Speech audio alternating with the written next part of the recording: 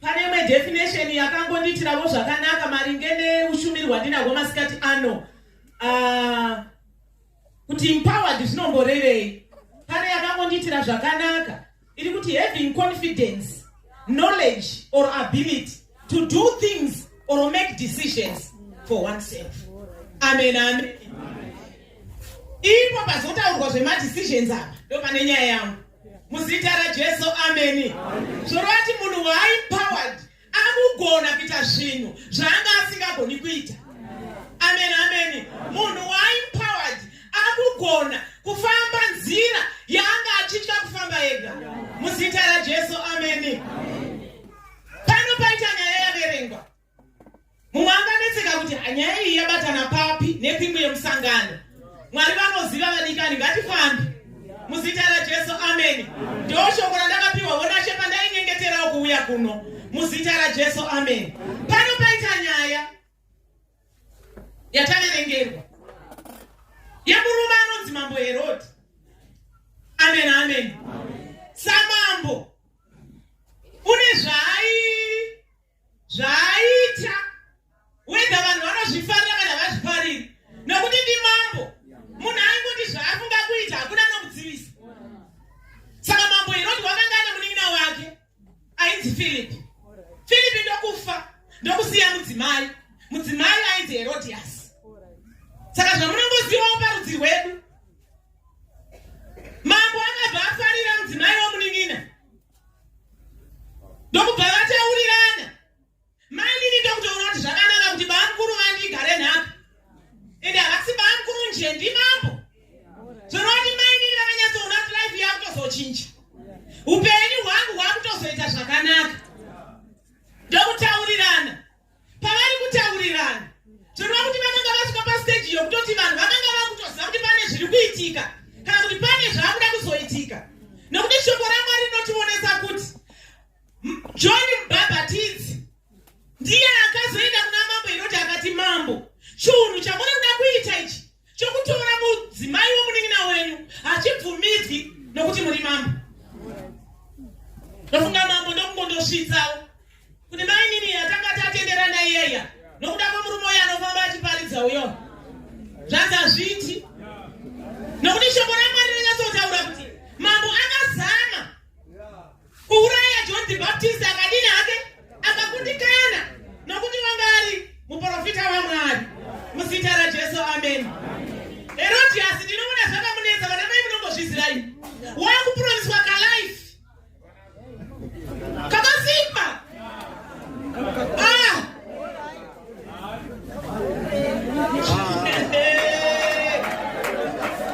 Amen.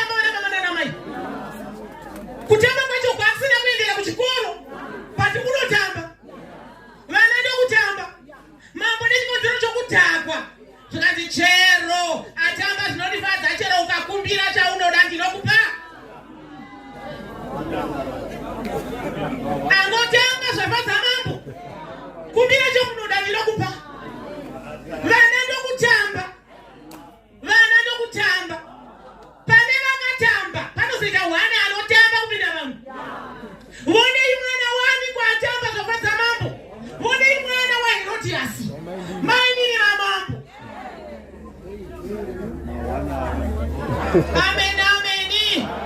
Hallelujah. Mwana atamba. Mambo akatikumbira chaunoda. Mwana ndokumanya kundobvunza mai. Chakaita kuti mwana abvunze mai. Chakurudzo dzinoti mwana uyu anga ari mudiki. Zera rake ranga riri between 12 to 16 years. Saka anga ari mudiki zvokuti ataure manje. Akati ndini mhanye kuna mama. Pamwe vangandiudza zviri nane. Pamwe vangandiudza zvinoita kuti ramangwana rangu riite mushe. Chiona mai vari kuendekwa nemwana atamba. Tarisa mhando rudzi rwamai vane mwana atamba. Zvafadza mambo. Atamba havasi mai. Ndati vatamba zvafadza mambo havasi mai. Mwana ni atamba. Mwana akatarisira kuwana mubairo wekutamba kwake. Mwana akatarisira kuwana zvinomubatsira maringe nematambiro aita. Chiona mai zvowaitira mwana.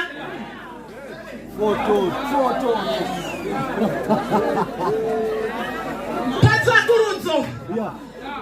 Herodias munhu anga akamboita sei? Herodias. Number 1, immoral. Munhu asina hunhu. Number 2, bitter. Number 3, manipulative. Munhu anoshandisa vanhu. So zvaanoda iye chete. Number 4, proud and arrogant. Kuzvikudza mune kushovora mukati. Kusina nerespect. Ndorudzi rwamai vemwana atamba. Vanenge vatiwanira nyasha pamusangano uno. Ndati atamba hasi mai. Mwana atamba. Mwana atamba. Ende yaiva tsika yaMwari. Kuti kana vafunga kusumbudza mumwe munhu. Kana vafunga kungorangarira mumwe munhu. Vanongeda kuti munhu adhakwe. Ende havadhakisi munhu asina chunhu. Anodhakisa ane chunhu. Ane zvinhu. Ane simbi dzake. Kuti uyo arangarirwe. Aitirwe zvakanaka. Muzita raJesu, amen. Mwana wati mai ndatamba, mambo ati chikumbiro chaunoda. Bitterness yakashata vana baba nana mai. Ndati kuchengeta mudzi wakuvava kwakashata. Unorarama uchiita kunge munhu akadhakwa. Haurizini mushe. Hauoni zvakakukoshera nemhuri yako. Here mai. Mukana wavhurika. Imi maida kundodhisemba marriage yababa mukuru. Mwari vakati no. Ndine zviri nane kani mai. Muwisi monditeerere masikati ano. Muwisi monditeerere masikati ano. Siyana nezvinhu zvevanhu. Tarisa kuna Mwari. Vakupe zvako zvakakuringana nemhuri yako. Mwari vakaona kuti unganodhisemba mai guru. Regande muropafadze nezvako kana iri nyaya yepfuma yauri kudai. Mwana abvunza mai. Nyambiko mwana amubvunza donto. Rima zvako. Ramai. Chiringadzi yakasiyiwa nomurume. Mukana wavhurika. Wokuti upenyu hushanduke. Munozoti ndakadzidza kuti tine vanhu vanovenga munhu kusvikira pakutomushira kuti dai afa.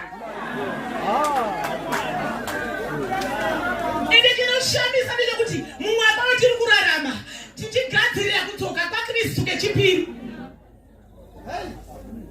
Munhu anovenga munhu so. Zvakumushuvira kuti dai atofa. Kana apa unoone? Kana apa nhamo yekumba yopera nekuti mainhingi vafa. Dai Mwari varugare vakatibatsira chechi yaJesu. Mudzi wakuvava urege kubata upenyu hwevanonamata. Nokuti hazvibhadhari. Ende ndakakaona pabitterness inokuvadza iwe muridzi wayo. Hazvinoindi wakatadzirwa ukaichengeta inokuvadza iwe. Bitterness yakakuita kuti zvinoita ngura karasta. Unopera. Une mavhekisi akakwana kuti shuwa vakazonditi pakafa murume wangu vakazoti pandakadai zvikazoti but ukachengeta mudzi wokuvava ndiwo unokuvana.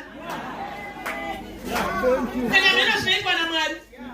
waunoshuvira zvakaipa denga rinenge chimakublesa.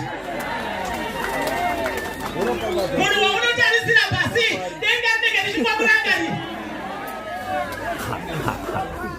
Dai Mwari womudenga vakatibatsira. Mwana mai nokubva vati iti musoro waJohani, iti ndinoda musoro waJohani mundiro iko zvino. Musoro. Nai mai musoro wamufundisi kumba kwenyu. Maudi. Kumba musoro kumba kwenyu. Musoro womuprofita waMwari kumba kwenyu. What for? Ndimari womudenga vakatiwanira nyasha. Tirege kubatirira pazvinhu zvisingatibhadhari. Kubatirira pazvinhu zvisingaudze shuga kumba. Kubatirira pazvinhu zvisina kana fizi inouya kumba. Musoro munhu. Hanzi mambo wakazvidemba. Ende nguva yavo rainzi kana watopika mhiko unofanira kutozvisadzisa. Mambo wakazvidemba kuti nokuda kwevakatikomberedza hapana zvandichaita. Ndokutotuma varwi. Enda paJoni wanga atosungwa kanga agara atori mutirongo.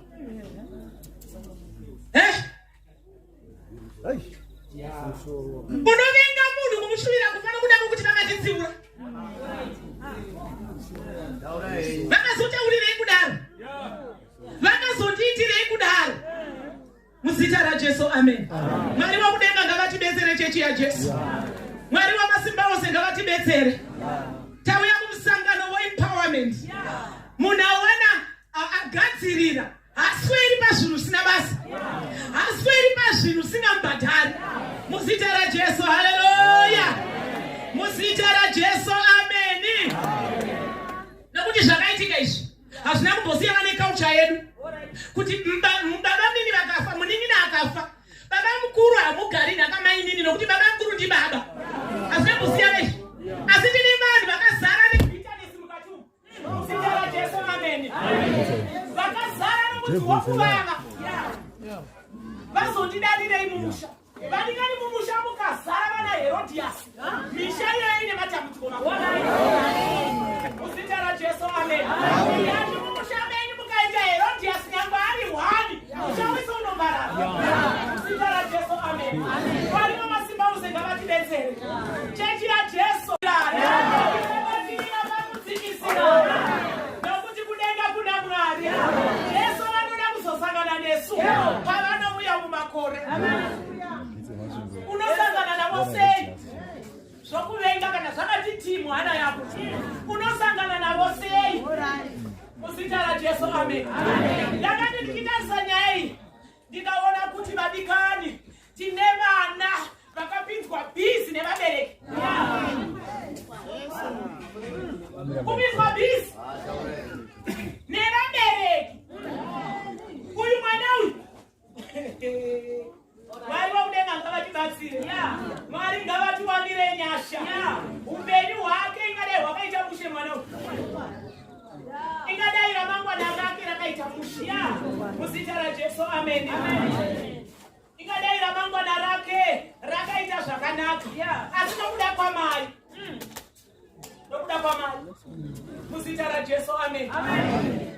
Mwana uyu haana kuziva kuti mukana uyu ko. Amen, amen. Life changing opportunity yanga ingodini hayo. Yangovhurika. Yokuti ramangwana riite mushe. Asi nokuda kwaMwari vasina kumira zvakanaka. Imi vana mambo venguva iyo vanga vasina kufanana nana mambo veda. Venguva yacho iyoyoyo vaiva madzimambo aiva nezvinhu. Vanhu vaiva nesimbi dzavo.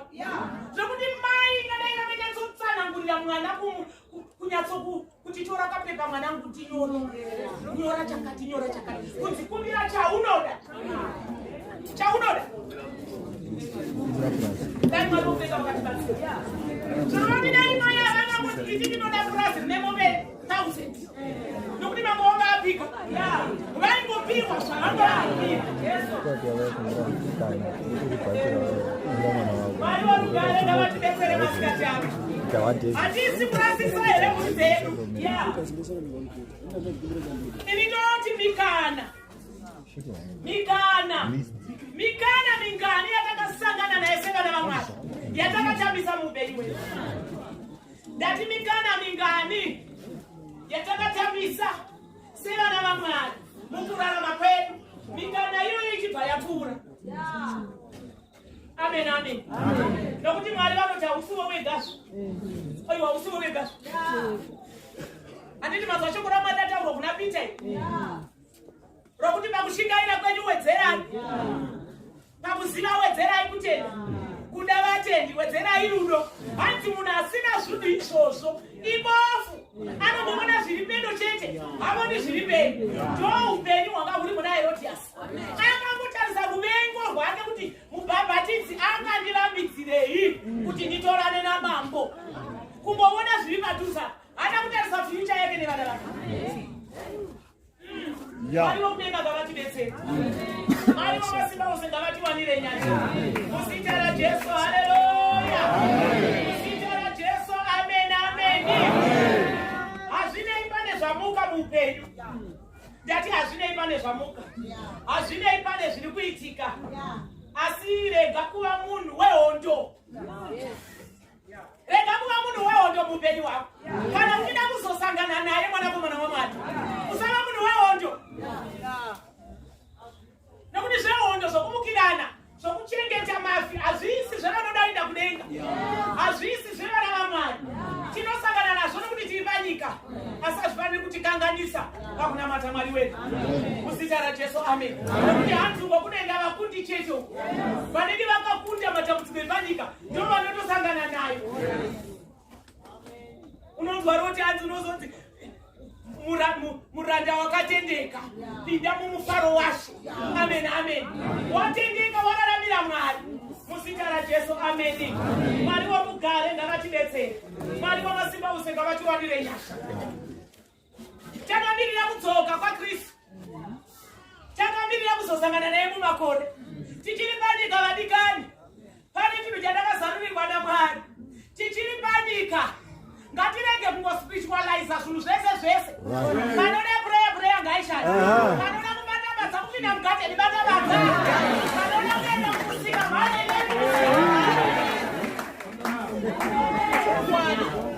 Sarasirwa nomukana. Kurasirwa neopportunity kana Mwari vaivhura. Muzita raJesu, amen. Kuzokune zvinhu zvatisinga iri zvaenderera kwaume. Usati kune imwe script yekuti kana ukaiudzwa ukazoitika kuti iri mubhedhi rakura ndongogara naro iri bhuku rabaume. Muzita raJesu, amen. Mukaridzi chapter 11 pavhesi ya2. Hanzi govana navanomwe kunyange navaserewo, nokuti hauzivi zvakaipa zvakadini zvingapanyika. Vhesi ya6. Kushambeudza dzako mangwanani, usabvisa ruoko rwako madekwana, nokuti hauzivi kuti chichakura nechipi, kana ichi kana icho kana zvimwe zvose zviri zviviri. Amen, amen. Regerai tilele chiri pakawandisa nyaito. NIV over yet verse 2. Invest in 7 ventures, yes, in 8. You do not know what disaster may come upon the land. Verse 6. Sow your seed in the morning, and at evening let your hands not be idle, for you do not know which will succeed, whether this or that, or whether both will do equal well. Amen, amen. So we invest that. Don't remember Chokoraman. That is the Panika Vatican. Tichiri Panika Manavaman. That is the Chiri Panika. Muzita raJesu, amen. Ukaza Chokoraman no taura za investment. Tinofanira kushanda nemavoko edu. Takamirira kudzoka kwaKristu. Amen, yapita shomamani. Amen. Amen, amen.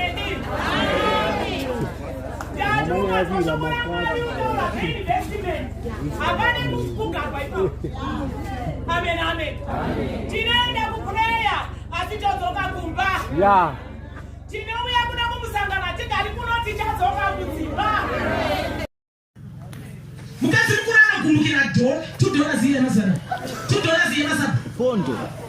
Vanoti tine mwana D vanoti kushaya vana kana kuti zvishandira urwadziwe $2 iye mazana. Nokuti zvishandira mabhonzo kurarama bekukumbira kumirira maita heni. Ino chokoramba inotika. Hati aroba ndi aroba pazobira aroba mchipu. Zita la Jesu, amen. Ndiri kuti takamirira kudzoka kwa Jesu. Takamirira kudzoka kwa Jesu vadikani. Takamirira kudzoka kwa Jesu. Tichishanda nemaoko edu, nemafuta edu tinawo. Kuti paanosvika, hazvine unodzoka ndiri kumusika, ndinosangana naye chete. Hazvine anouya ndiri kushopu yangu, ndinosangana naye. Hazvine wauya ndiri mubhazi richikurosa bhota, ndinosangana naye. Nokuti ndinenge ndakagadzirira upenyu hwangu hunenge hwakatarisa kuna Jesu. Mai we.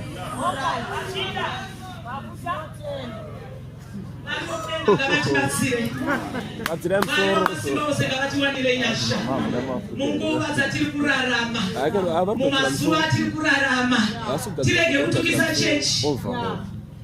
Dati tirege kutukisa chechi. Iwo mabusiness akutaura. Mabusiness rinotonzi rine maprinciples aro. Nyaya yebusiness inotoda discipline. Tine vanhu vanoshanda sei but kuchecha humuoni. Kana ratodaro business racho ratoshate. Uchishanda asi urega kushaika kuchechi.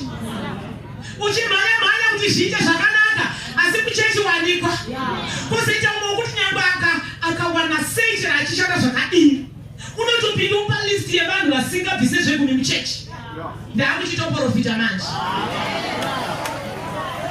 Amen, amen. Hallelujah. Business rake ega. Hadi kuti Mwari vakwane ku business rake. Hadi kupatira na Mwari wake vanhu namati. Rikadaro business rashata. Ini ndinofarira business nokuti izozvi vanhu vakugadzirira kumusangano. Vane misika vongoti Mama Overseer don't worry, madomasi tinounza. Uyu wati maveji don't worry, maveji emusangano ndinokupai. Uyu wati hai zvinoreruka. Zvoratidza kuti Mwari wedu ari kutirongafadza. Tiri kushanda. Ino ndobva rataura kuti hanzi pane anonyima zvaanofanira kupa.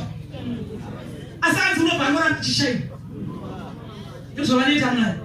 Muzita la Jesu, amen. Amen. Muzita la Jesu, hallelujah. Amen. Muzita la Jesu, amen, amen. Amen. Mwari wamasimba ose ngavatibatsire. Mwari wedu ni Mwari wakanaka. Muparidzi chapter 9 pavhesi ya 11.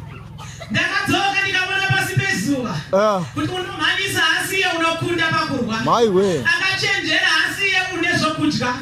Ane simba asiye unokunda pakurwa. Vanhu venjere havasivo vane pfuma. Vanhu vane umhizha havasi ivo vanofarirwa. Asi vose vanowirwa. Asi vanowirwa vose nenguva nezvinoitika. Amen, amen. Then I reveal that I have seen something else under the sun. The rest is not the rest is not to the swift or the battle to the strong, nor does food come to the wise or wealth to the wise or wealth to the brilliant or favor to the land to the land, but time and chance happen to them all. Zvora kuti Mwari vakatendeka kuti mukana vanotipa. Tikada kutaurirana chokwadi panapa. Kune umwe munhu ane upenyu hwokutapudzika nhasi. Akada kutaura hake chokwadi. Pane mukana waakambotambisa muupenyu hwake. Unonzwa achiti kambani yakatichengeta iye. Kambani yakatichengeta mani. Teiva nekambani house. Kambani ka. Ndichiendesa vana kuchikoro. Unotaura zvinhu zvakawanda. But tarisa paari. Achigara mukambani house. Asi akatadza kuzvivakira yake inoti iye. Achigara mukambani house. Akatadza kuita musha chero muzeva chaipo. Takamira kuti adzoke. Asi chite. Takagara pai. Nhamo yakaipa vadikani. Ngatimushupika kwakashata. Venga nhamo iri kungagabuka nini. Ndakuya kuzokubatsira kuvenga zvinokutambudza kumba kwako. Kuti tinamate musha Muzita raJesu amen. Mikana vanoti vavarikana. Asi tine vanhu vanotoka zaukirwa nemukana anokanganwa anoita bofu kungoona zvezuva iroro. Enda zvino zvinoitika kurudzi kwedu. Munhu anongokurumidza kuda kalaifi. Kalaifi kainge kasina nheyo. Unoita out break yemota pachivanze. Pokuloja futi. Une 5. Mwana unenga ngavachimezera. Mwana unosipozi ngavatiwandire nyasha. Iwo vamene zvatinoti vene wemalendiro damasivano zvimwe zvacho zvinongopoa. Kuti unotoshaisa lendiro tinokupaka yake mota imwe dzako dzakawandisa uri loja zvinobatana here papa. Zvinobatana here. Dzazowandirei usiri pako. Ndati dzawandireiko musiri pasendibeni. Madziwandireiko musina zvine ramangwana. Handisi kuti mota dzakashata. Ndiri kuti ita zvotinogara. Ukagona kuinvesta kudzimba kana uchikwanisa investa kudzimba. Amen amen. Ita zviri nane. Kuti nevazukuru vanoti chomani takanga tina sekuru. Nevazukuru vanoti shuwa mbuya vedu vakatisira zvinoshamisa. Imi matakaome. Kana uchiti munhu wakarurama unosira vana vevana vake nhaka. A righteous man. Heya kutosiya nhaka kundokutorukana kwacho futi. Ya emeni yacho papa nditomboita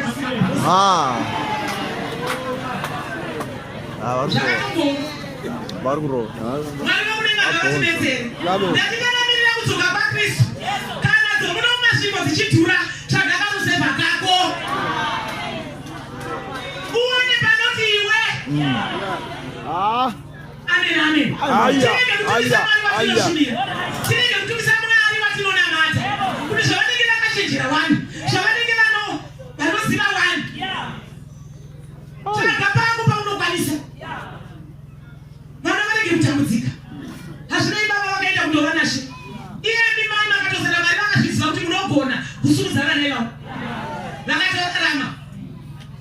Vakatokura vakatoita zvakanaka. Mwari wamasimba ose ngavatidetsere. Ndauya neshoko rokushanda nemaoko. Takamirira kudzoka kwaKristu. Kuti chechi irege kuremerwa. Upenyu hwedu hurege kuremerwa. Pose panotaurwa nezvemari kuchechi. Kana usina dhola muhandbag, shoko iroro harinokuitiri. Ndinochiona dhola ndakauya naro manje. Saka mwandida sei? Dhola ndatopiwa naShe. Kuti tinobatsirana. Kuti vatingarira tikashanda tinonamata zviri nani. Tinonamata takarerukirwa. Kuti munhu aratidzike. Panotoda mari. Bati tinoita kunge tisingazivi kuti mari muchechi inoshanda.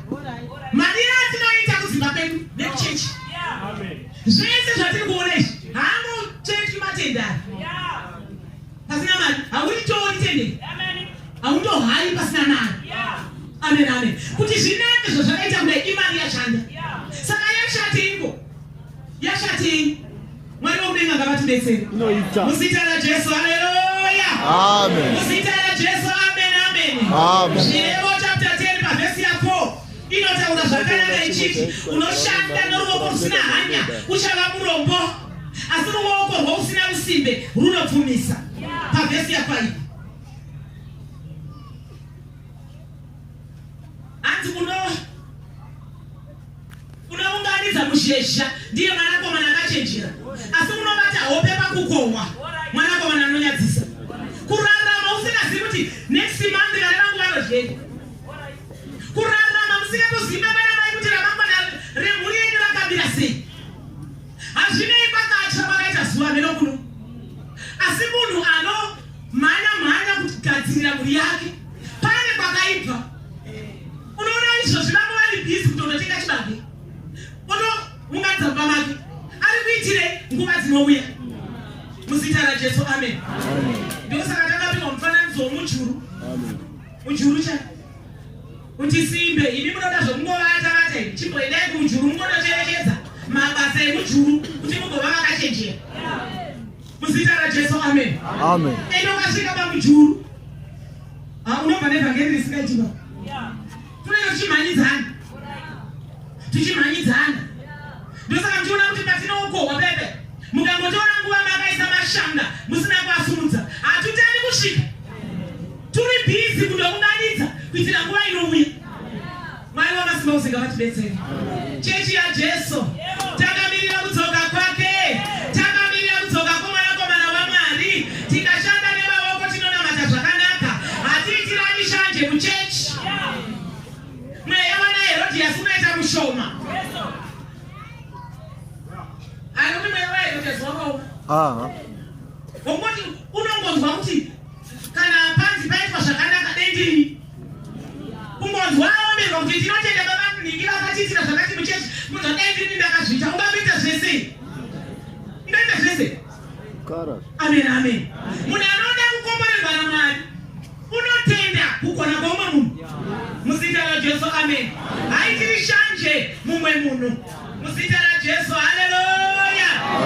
Muzita raJesu Kristu weNazareti, amen. Amen. Mwari wamasimba ose ngavatibetsere munguva dzatiri kurarama vadikani, munguva dzatiri kurarama. Muzita raJesu, amen. Mumoti ndoita sei? Ini tiri murombo ndinoshaiwa. Mwari vanokuzivai mai, Mwari vanokuzivai baba. Asi inzwai zvinotaurwa neshoko raMwari. Zvakaitwa nomumwe murombo aishaiwa akazonyorwa mushoko raMwari. Masalma chapter 34 verse ya 4. Hanzi ndakatsvaga Jehovha akandipindura, akandisunungura pakutya kwangu kwose. Pavhesi ya 6. Amen, amen. Amen. Murombo wakadana kuna Jehovha akamunzwa, akamurwira panjodzi dzake dzose. Ukaona munhu onyorwa muBhaibheri kuti waiva murombo, waiva murombo. Amen, amen. Asi paakachema kuna Jehovha, Jehovha vakamunzwa, vakamubudisa matambudziko ake ose. Muzita raJesu, amen. Amen. Hanzi murombo uyu wakachema, Jehovha akamunzwa, akamuponesa panjodzi dzake dzose.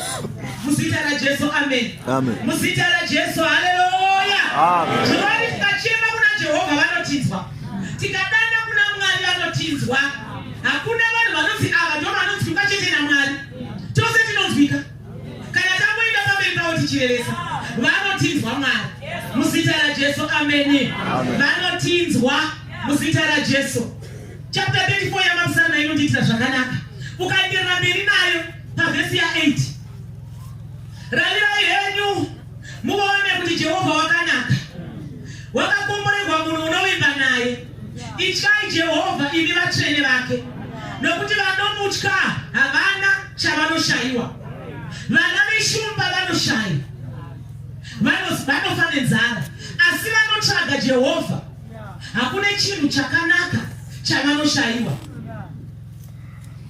Vanotsvaga Jehovha hakuna chinhu chavanotsvaga chavangashayiwa.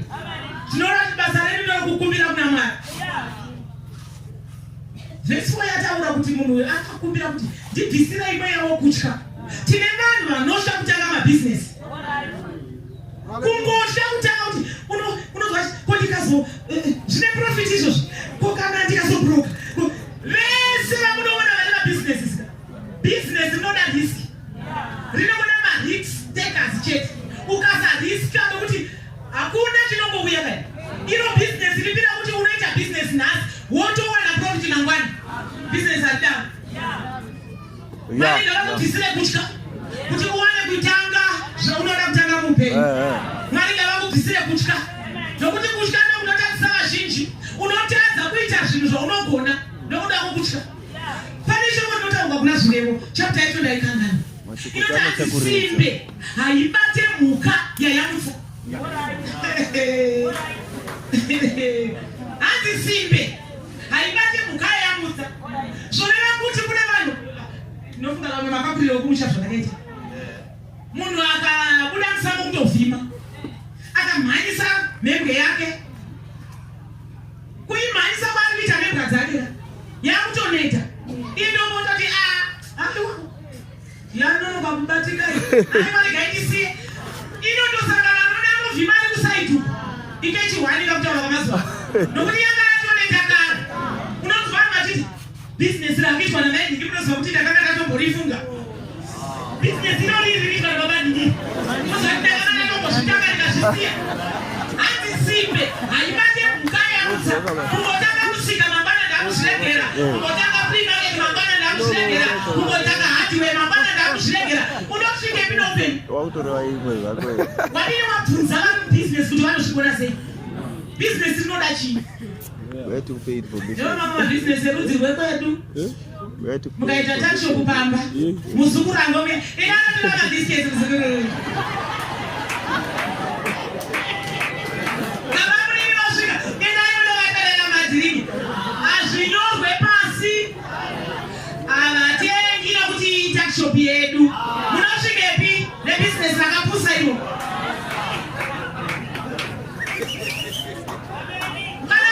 Chikubhadhare ndavimba natete ndavimba nasisi langu ndinobudisa mari muhome mangu ndopinda mutakshop ndoti musikana ndipewo dhiringi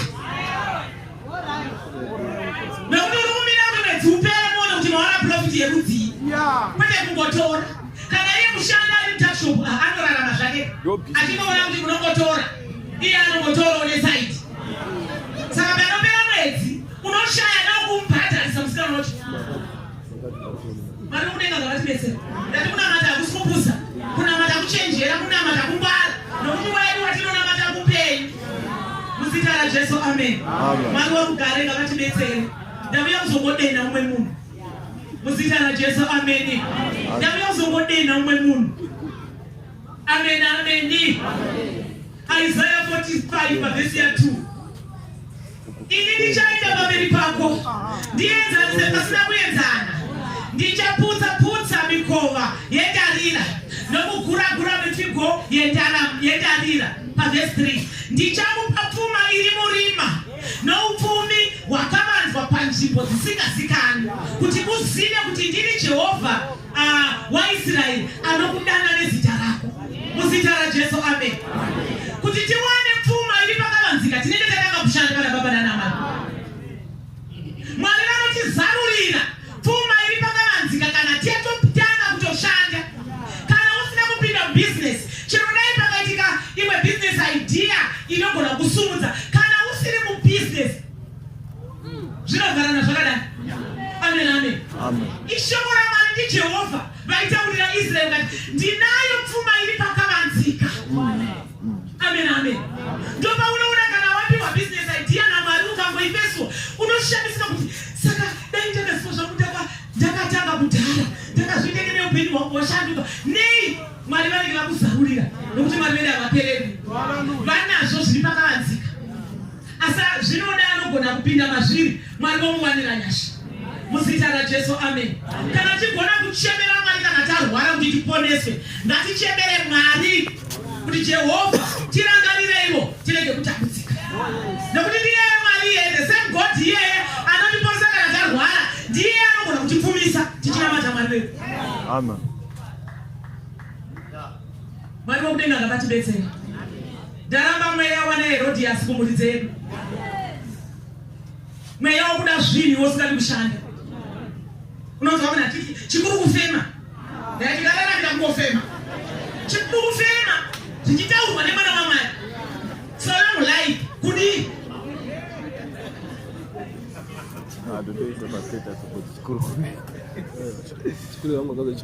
hatisi wokupema vana baba nanamai hatisi wokupema asaona here dzimwe hama dzatakakura nadzo mumamisha kwedu unoona kuti uchamuti munin'inaka hazvichatoiti aparara apera zvake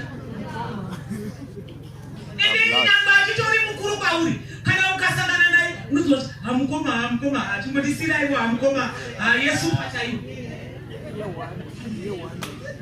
neni totonyimira munhu izvozvo kuti iwewe ungada kuti ndikupe mari yokutenga doro zvobasire munhu iye anoda reya kutodemba munhu anodemba iyi kudembera mari Yesu ndikadai wanga wataura zvininani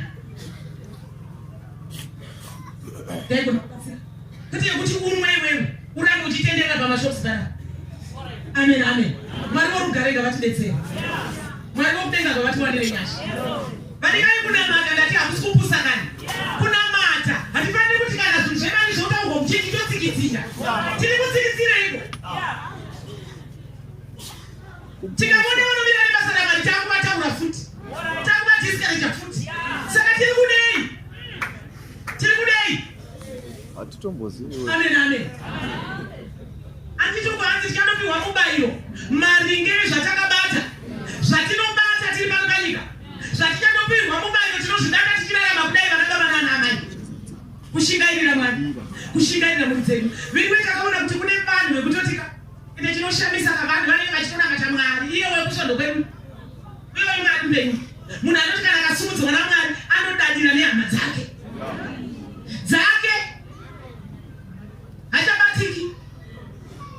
hachabatiki. Takazoti nawo ndikati hai mari yake inenge isina kuchena inenge nezvirengwa rewe. Nekuti dzimwe mari idzodzo kungoerekana dzako idzi. Mwakadzi unoda kufuma asaurare mumba mako. Vanongouya baba kubasa wotenderera kungonodai baba vabuda. Saka inonakidza mari iyo. Inonakidza mari here iyo. Unoda kufuma iyo itouraya baba vako kana kuti mai vako. Tipe chigunwe Ndokuti uite mari. Ndokaona kufuma koti imbudza chigunwe. Ayakanichira pale manje. Chaunoziva kuti chinotendei. Iwe uchizosara uchiita sei? Chiripi? Vadzikwa. Change ngadzidzidze kushanda nemaoko edu. Ya. Ngadzidzidze kushanda. Ivo vana vedu ngativadzidzise kushanda kuti azive kuti mari inoshandwa.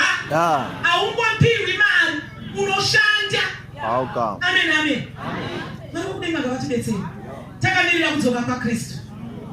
Aiwa hatiregi kukanga ngatisakanganwa ife. Takamirira kudzoka kwake. Tichivarumbidza chivanamata. Zvakazarwa chapter 3 pavhesi ya 8. Ndinoziva mabasa ako. Tarira ndakaisa pamberi pako mukova wakazaruka. Hakuna anogona kupfiga kuti une simba shoma hako. Wakachengeta shoko rangu ukasaramba zita rangu. Amen. Anzitarira pane mukova wakavhurika. Ndinono kuti kana uchida kuita zvimwe zvauda kuita dhora racho rakatovhurika kare. Mwari vanongoti tanga chete ndinokublesa, tanga chete ndinofamba newe, tanga chete ndinokugonesa. Muzita raJesu, amen. Mwari wamasimba ose ngavatiwanire nyasha. VaEfeso chapter 2 vhesi ya 10 yobva yati nokuti tiri basa rake takasikirwa kuti muna Kristu Jesu tiite mabasa akanaka akagadzirwa kare naMwari kuti tifambe maari. Muzita raJesu, amen.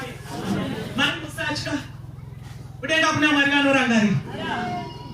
Ndati mai musatya kudenga kuna Mwari vanorangarira. Kudenga kuna Mwari vanogona. Ndati kune mimwe mikana inogona kuvhurwa naJehovha. Tinoshamiswa nemamwe madhoo. Amen. Pane rimwe dhoo rokuti kana uchisvika pabuilding kana pane imwe office unoona rakavharwa. Asi hazvirevi kuti mukati hamuna vanhu. Uye hazvirevi kuti harivhuriki. Farira nguva ino yewinda yechando inei. Pane rimwe dhoo rinenge rakavharwa. Woona pakanyorwa kunzi door closed due to weather. Tiri kunzwa here vana vaMwari? Kuti dhoo takangovhara nokuda kwamamiriro ekunze. Muri kupinda chando, muri kupinda mhepo. Asi kana ukasvika padhuze vanokuvhurira. Kozoita rimwe dhoo rinotiitira zvakanaka. Ndinoriona kazhinji mumafilling station. Dhoo iroro rine masensors. Kana uchiungivona rinenge rakanyatsoovharwa. Asi ukatanga kufamba wakananga kudhoo iroro, paunongosvika so munharaunda paunongosvika padhuze nokuti rine masensors, rikabonzwa kuti pane asvika rotovhurika. Haleluya. Mwari vari kuti mhai fambai makananga kumusika kwenyu. Kana mukaramba muchifamba dhoo rinovhurika. Munowana zviri nane, munobata zviri nane. Fambai makananga flea market yenyu.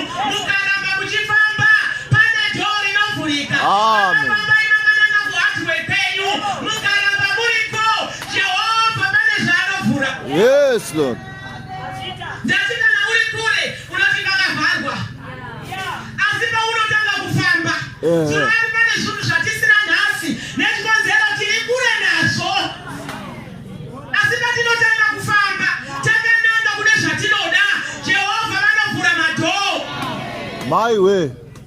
Muzita raJesu, amen. Muzita raJesu, haleluya. Amen. Muzita raJesu, haleluya. Amen. Taramba anoshandira pasina.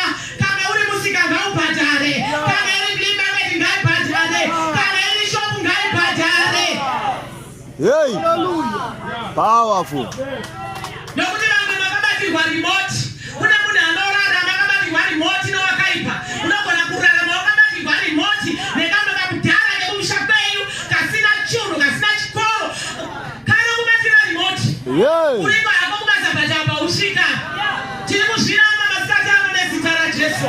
Nokuti kune simba rinodarika vanorwa nesu. Kune simba raMwari rinodarika vanorwa noupenyu hwedu. My way. Saka mtinoti takakura varoi variko nanhasi variko tinongorarama variko. Nokuti tinanotichengeta, tinanotirwira. Iro shoko raMwari rinotaura zvakanaka kuna Isaiah 54 vhesi 17. Hakuna chombo chinogadzirwa kuzorwa nesu chichabudirira. Hakuna chombo. Asi kugadzira vanogadzira. Miseve vanokanda. Asi denga rakatendeka kuti rinoigama isati yatikuvadza. Nokuti ndiMwari. Muzita raJesu, My God, my God. Muzita raJesu, haleluya. My God. Muzita raJesu, haleluya. Amen. Mwari wedu ndi Mwari vanoblesa. Ndichipedzisa masikati ano vana vaMwari. Ndiri kuti Mwari wedu ndi Mwari anokomborera. Mwari wedu ndi Mwari anokomborera. Toda kusvika patinonamata vadikani. Toda kusvika patinonamata. Chemera nyasha dzokubata nemaoko. Yes, Azvine Lord. uri kumusha ikoko. Ukati Mwari ndizarurire zvokuita. Mwari vanokuzarurira. Uriko kwauriko. Tine vanhu vakaendesa vana kuzvikoro nokutengesa mitsvairo. Tine vanhu vakaendesa vana kuzvikoro nokutengesa dovi. Zvinhu zvandiri kutaura hazvidi degree. Hazvidi diploma. Zvinhu zviri simple. Kungaita gadhirirei mhari. Baba kungaita gadhirirei. Munotangira apa muri ipapo. Munodire kutangira kumusoro usingagoni kusvika. Tangira pauri ipapo. Mwari varopafadza. Ende Mwari vakatendeka. Ukatanga kuita chinhu uchichema kuna Mwari wako. Mwari vanokukonekta kune vanhu vanogona kubatsira kuti usumuke. Ndotsika yaMwariyo. Ndotsika yaMwari. Tine vanhu vakaibva nevana vakazobuda kunze kwenyika. Angotaura nemunhu zvakanaka. Kumupa madirections chaiwo. Kozvatoitwa naMwari zvinhu zvina musoro. Munhu abva haziye muno masvingo. Mungosangana newe. Ndiri kuda kusvika pakati handisoti rodhi yekumogenzisa iri pati. Handisizo kungotaura naye zvakanaka ikoko. Amene Mwari vacho zvavanoita. Haingondipai kodha tirenga matinogona kuzoita problem taamberi pakutotangira ipapo. Mwari vanokuita zvimwe zvinhu so. Imunoti yakaitwa naVhashiti iya yekuti Esa azoita kwini. Munoti zvanga zvine zvazviri zvega ere zvi. Tine Mwari vanokonzeresa vana vavanamai. Tine Mwari vanorangarira zvakazvidzika. Vanokonzeresa, vanokomanda munhu akaita zvinonyadzisa kuti vaurangarire. Hey, hey. Ita zveudoko. Iye munhu akafunda. Mwari